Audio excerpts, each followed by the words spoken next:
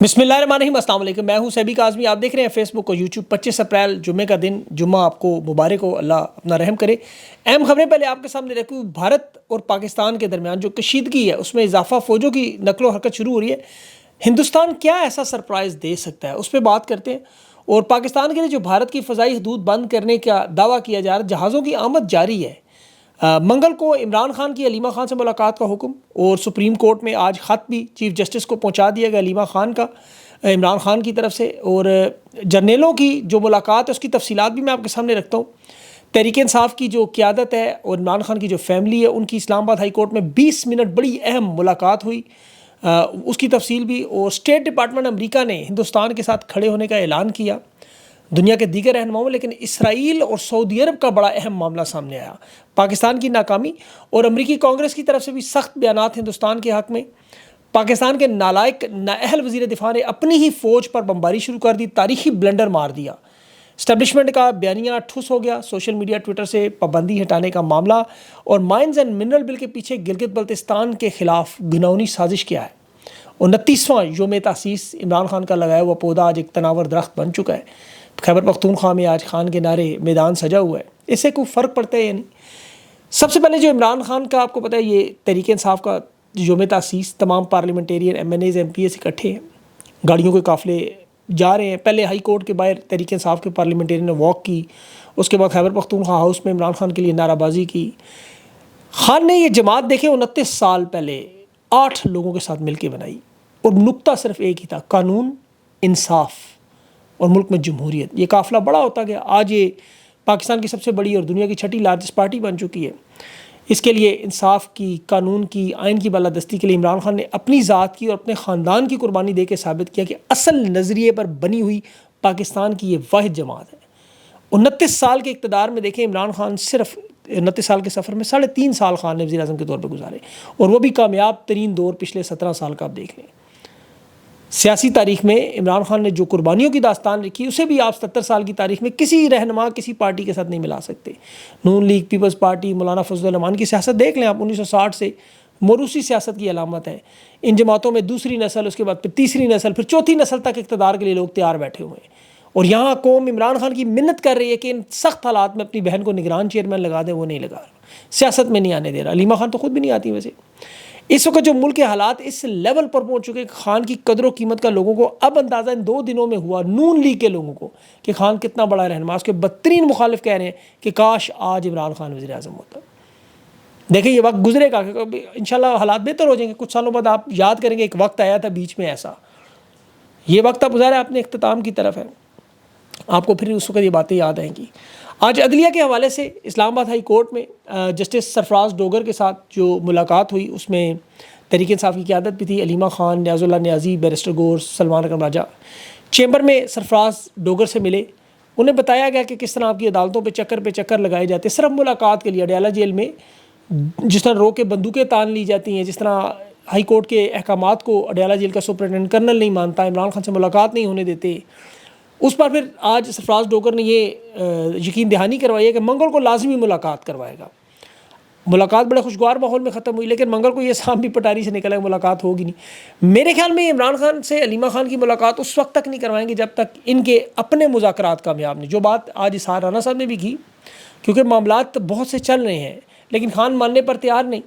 और इस तरह हालात तो इस वक्त बने हैं, पाक भारत जंग का जो मामला है, अभी ये तो खैर 1 साइडेड ही नज़र आ रहा है, पाकिस्तान की तरफ से कोई हल्का फुल्का रद्द-ए-अमल ही आएगा, लेकिन असल नज़र इस वक्त हिंदुस्तान क्या करेगा। उनकी इंडियन नेवी की आप फेसबुक और ट्विटर अकाउंट पे देखें तो वहाँ बहुत बड़ी मूवमेंट शुरू हुई है। फ़ज़ाई तस्वीर जो आ रही हैं, हिंदुस्तान ने करना है जो कुछ करना है। उनका बैरी बेड़ा विक्रांत, वो बहिरा अरब में उनकी मूवमेंट जो देखें आप तो नज़र आ रहा है। उनके स्पोक्स पर्सन ने जो दावा किया ट्विटर पर भी, एक्स पे, कि जो हमारे कश्मीरी सियाहों में वहाँ जो लोग मारे गए, उनमें अफसरान भी शामिल थे हिंदुस्तान के फ़ौज के। तो फ़ौज अपना बदला लेना चाहती है। लाइन ऑफ कंट्रोल पे भी बड़ी मूवमेंट शुरू हुई, भारी तादाद में सामान जो है दोनों तरफ से पहुंचाया गया है। और कल वहाँ लीपा जो वादी है, उसमें वहाँ कुछ झड़पें भी हुई हैं। अभी तक उसमें कोई हलाकतों की ऐसी कोई रिपोर्ट सामने नहीं आई, लेकिन इस मामले में जो कुछ करना है, जैसे मैंने कहा, वो हिंदुस्तान की तरफ से ही आएगा। पाकिस्तान की तरफ से भी जो दावे किए गए दफ्तर ख़ारजा ने, इन्होंने फ़ज़ाई हदूद बंद कर देंगे।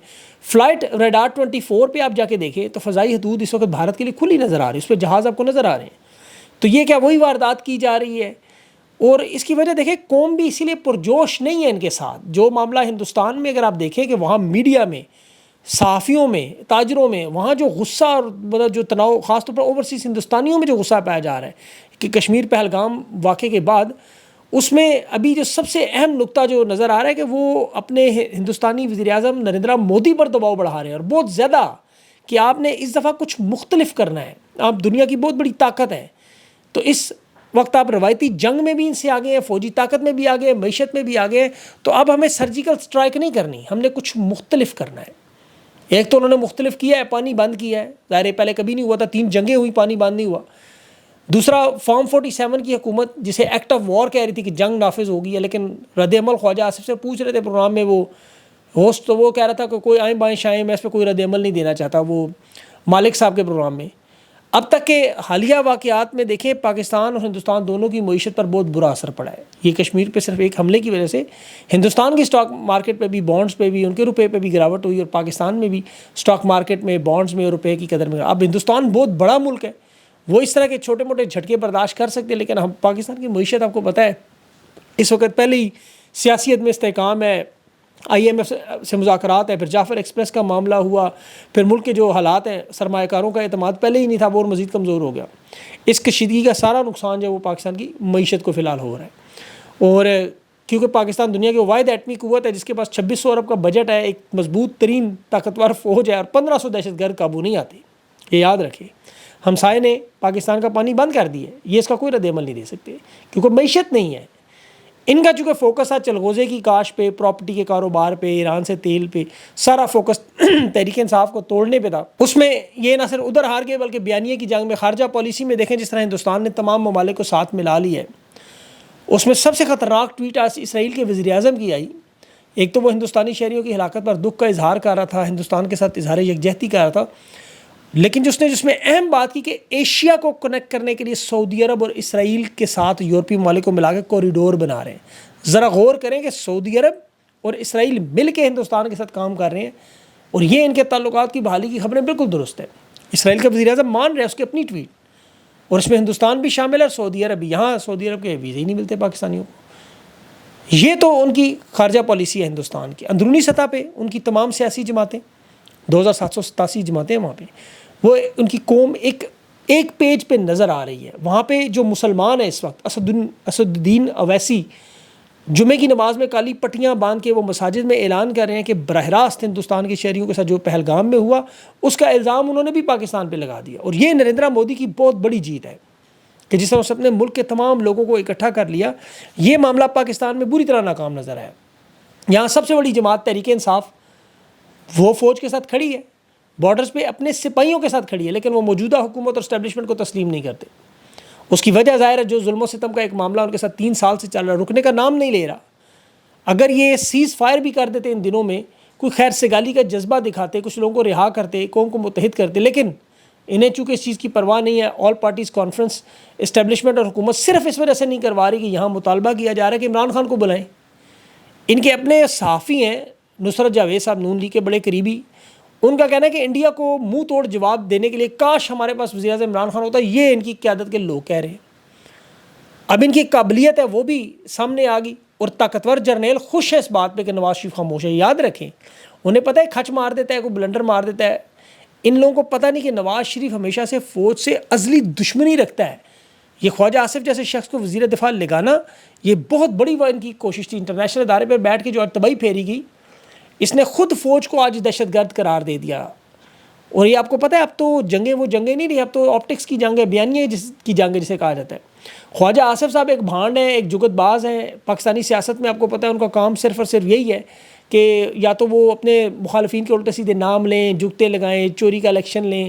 انہیں انٹرنیشنل افیئرز، یہ فارن افیئرز کا کوئی پتہ نہیں ہے. انہیں نہیں پتہ بیانیے سے کیا ہوتا ہے. انہیں آپ گوبر دے دیں وہ حلوہ بنا دیں گے، حلوہ دیں گوبر بنا دیں. ان کا یہی کام ہے. 2018 میں ماسکو میں اس شخص نے ایک جھوٹ بولا تھا کہ فیٹف کی گرے لسٹ میں شامل ہونے سے بچنے کے لیے ہمیں 3 مہینے کی مہلت مل گئی ہے، اور کہا تھا ہماری کوشش کامیاب ہو گئی ہے. امریکہ کی قیادت کا اجلاس ہوا، پاکستان کو واچ لسٹ میں سے اس نے کہا جی شامل ہونے کی قرارداد پیش ہی نہیں ہوئی. اور فیٹف نے اور دفتر خارجہ امریکہ نے فوراً اس کو ریجیکٹ بھی کیا، مسترد کیا، کہا یہ قبل از وقت بیان دے رہا ہے. اور امریکہ کو قائل کیا انہوں نے کہ پاکستان کی حمایت واپس لیں، اور اس کے بعد پھر جون 2018 میں پاکستان کو فیٹف کی گرے لسٹ میں شامل، وہ اس کے بیان کی وجہ سے ہوا تھا۔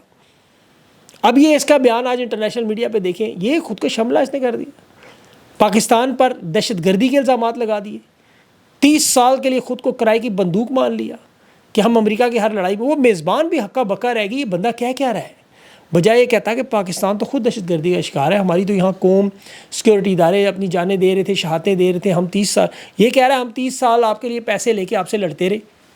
بندہ پوچھے کسی نے گردن پہ ہاتھ رکھا تھا ڈالر لینے کے لیے، اور اس 30 سال سے حکومت میں ہے کون؟ نواز شریف 1988 میں اقتدار میں ہے، خواجہ سے پچھلے 30 سال سے اقتدار کا حصہ بنا۔ پہلی جنگ جس کا یہ ذکر کر رہا تھا سوویت یونین کی جنرل ضیاء الحق کے دور کی، اس کا باپ مجلس شورا کا ضیاء الحق کے ساتھ تھا، یہ نواز شریف کے ساتھ وہی کام کرتا رہا۔ اسی لیے اسٹیبلشمنٹ نواز شریف کو ٹی وی پر نہیں آنے دیتی، وہ لکھی لکھائی بات اس کو دیتے ہیں، ادھر ادھر کی بات نہ کر دیں، کیونکہ ان کی اصلیت، ان کا پول کھل جاتا ہے۔ اور ان کے جو رہنما کہہ رہے ہیں نا عمران خان اڈیالہ جیل سے بیان دے، اس کی بھی وجہ یہی ہے کہ ان کی قابلیت نہیں ہے کہ یہ ایک بیان دے سکیں۔ آپ تھوڑی سی تاریخ اٹھا کے دیکھیں کہ نواز شریف کی سیاست جب سے نریندر مودی اقتدار میں آیا، پچھلے تقریباً 2014 سے اب تک نواز شریف نے آج تک ہندوستان کے خلاف بیان نہیں دیا، یہ کبھی بھی نہیں دے گا۔ فلسطین اسرائیل کو تو چھوڑ ہی دینا آپ، یہ تو ان کی اوقات سے باہر ہے، یہ کبھی ہندوستان کے بارے میں، ابھی وہ سابق سفیر عبدالباسط صاحب نے انکشافات کیے ہیں کہ ان کے نواز شریف وغیرہ کے ہندوستان میں کاروبار موجود ہیں۔ اس کا بھتیجا سلمان شہباز فون کر کے دباؤ ڈالتا تھا کہ آپ بھارتی لوگوں کے ویزے جاری کریں، سچن ڈندال وغیرہ کے، ہر دور میں نواز شریف کے ساتھ گہرے تعلقات رہے، اسی لیے ان کی پالیسی پاکستان کی فوج کی پالیسی کے مکمل الٹ ہے، لیکن پھر بھی اسٹیبلشمنٹ ساتھ کھڑی، یہ لوگوں کو سمجھ نہیں آ رہا۔ کل رات میں ایک انٹرنیشنل اسپیس میں ماریو نوافل کے ایک مہمان کے طور پہ تھا، وہاں پاکستان کے بارے میں ہندوستانی سارے موجود تھے، میں ایک ہی بندہ تھا پاکستان سے، تو وہاں وہ یہی بات کر رہے تھے، میں نے اس کو ڈیفینس میں یہی کہا پاکستان تو خود ایک، آپ کو پتہ ہے دہشت گردی کا شکار ملک ہے، پچھلے 30-40 سال سے دہشت گردی کا ہم شکار ہیں، اور دنیا پاکستانی تو سارے ہر وقت دہشت گردی کی مذمت کرتے ہیں، مذمت کر کے تھک گئے ہیں اور یہاں پاکستان کی پوری قوم اپنی فوج کے سپاہیوں کے ساتھ اس سسٹم کے ساتھ نہیں ہے۔ اور یہ بھی یاد رکھیں، میں نے ان کو بتایا کہ پاکستانی فوج سیکورٹی اداروں نے کچھ نہیں کیا، وہ مصروف ہے تحریک انصاف کو پھینٹنے میں، ان کو مارنے میں، ان کے پاس تو وقت ہی نہیں ہے اتنا، وہ کیوں کریں گے آپ کے ملک میں جا کے ان کے لیے اپنا تھوڑے مارنے کے لیے۔ آپ ٹویٹر کھولنے کا دیکھیں، ایک مطالبہ بھی ابھی یاسین ملک صاحب کی اہلیہ نے کیا کہ بیانیہ دنیا تک پہنچائیں، لیکن وہ اسی لیے نہیں کھولتے کہ ان کا یہ بیانیہ پہنچ جانا جو انہوں نے کل بات کی۔ آج صبح جو صحافی اسار رانا صاحب نے 5 جرنیلوں کے حوالے سے بات کی، وہ بھی تھوڑا کلیئر کروں کہ جو خان سے ملنا چاہتے ہیں، انہوں نے تفصیل نہیں بتائی، تفصیل میرے پاس تھی، لیفٹیننٹ جنرل سکندر افضل صاحب ہیں، یہ آرمی چیف کے ساتھ بھی کام کر چکے ہیں، ان کے علاوہ بھی باقی میجر جنرل برکی صاحب ہیں، 2 اور لوگ بھی ہیں، ان کا اثر و رسوخ بلا شبہ ہے، اس میں کوئی شک نہیں۔ لیکن آپ کو یاد ہوگا آرمی چیف سے بھی حالیہ دنوں میں کچھ ریٹائرڈ افسران ملے تو انہیں آرمی چیف نے جواب دیا تھا یہ فوج آپ والی فوج نہیں ہے، یہ دوبارہ وہی کوشش کر رہے ہیں، لیکن میرا نہیں خیال کہ اس کوشش میں کوئی کامیابی ہو سکتی ہے کہ یہ جو چاروں، دیکھیں حالانکہ 4 اسٹار جرنیل ہیں، یہ پاکستان کے حالات میں سمجھتے ہیں، ان کی کوشش بالکل جائز ہے کہ عمران خان سے ملاقات ہو، ایک پل کا کردار ادا کریں، معاملات کو حل کریں، اور ان کی دونوں طرف جو ہے نا وہ بات سنی بھی جاتی ہے۔ لیکن سوال یہ پیدا ہوتا ہے کہ یہ سارے کے سارے لوگ، دنیا کا ہر بندہ عمران خان سے ملاقات کرنے کیوں پہنچ جاتا ہے، عمران خان کو منانے کی کوشش کیوں کرتا ہے؟ انہیں چاہیے آرمی چیف کے پاس جائیں، انہیں سمجھانے کی کوشش کریں، اسٹیبلشمنٹ کے باقی لوگوں کو بتائیں، کیونکہ عمران خان کی طرف سے تو کوئی مسئلہ نہیں، عمران خان تو سادہ سی بات کر رہے ہیں کہ انصاف لائیں، قانون لائیں، ملک میں آئین کی حکمرانی لائیں، اس کے علاوہ تو کچھ نہیں، آپ یہ سارا کچھ لے آئیں، صاف شفاف الیکشن کروائیں۔ عمران خان کو کیا مسئلہ ہوگا آپ کے ساتھ؟ عمران خان کا آپ کے ساتھ لڑائی کیا ہے؟ جب اقتدار سے جنرل باجوہ نے اقتدار ختم کیا، عمران خان کا حکومت گرائی، تو مسئلہ کیا تھا؟ عمران خان کہتا ہے آپ الیکشن کروائیں، وہ الیکشن نہیں کرواتے تھے، 90 دن میں الیکشن پوسٹ پون کروا دیے، پھر اس کے بعد 2 اسمبلیاں توڑیں جی وہ توڑ دی، کہا نہیں کراتے، پھر بھی اس کے بعد آپ کو پتہ ہے ڈیلے کرتے کرتے الیکشن، پھر یہ 9 مئی کا انہوں نے فالس فلیگ بنا کے تحریک انصاف کو پہلے توڑا، اس کا نشان چھینا، عمران خان کو جیلوں میں ڈالا، سارے رہنما جیلوں میں ڈالے، ان کے کاغذات مسترد کیے، سب کچھ، کہ تحریک انصاف کو اور عمران خان کو مائنس کر کے پھر الیکشن کروایا جائے۔ تو مقصد کیا ہے پھر؟ یہ قانون، آئین، اور یہ ان کا وہ مقصد ہو ہی نہیں سکتا۔ اور عمران خان تو سادہ سی بات کرتا ہے، انصاف پہ، آئین اور قانون پہ ملک چلائیں بس۔ تو پھر عمران خان کو سمجھانا تو بیکار ہے، انہیں تو سمجھانا چاہیے جا کے، انہیں جو مان نہیں رہے، عمران خان تو مان رہا ہے۔ بہرحال اللہ کرے انہیں سمجھ آ جائے یہ باتیں، سمجھانے والا کوئی بھی ہو، سمجھنے والے بھی ساری بات ہے کہ وہ سمجھتے ہیں کہ نہیں، سمجھ کے بھی جو نہ سمجھے، میری سمجھ میں وہ نہ سمجھے۔ اپنا خیال رکھے، مجھے اگلے انٹرویو تک کے لیے اجازت دیں، اللہ حافظ۔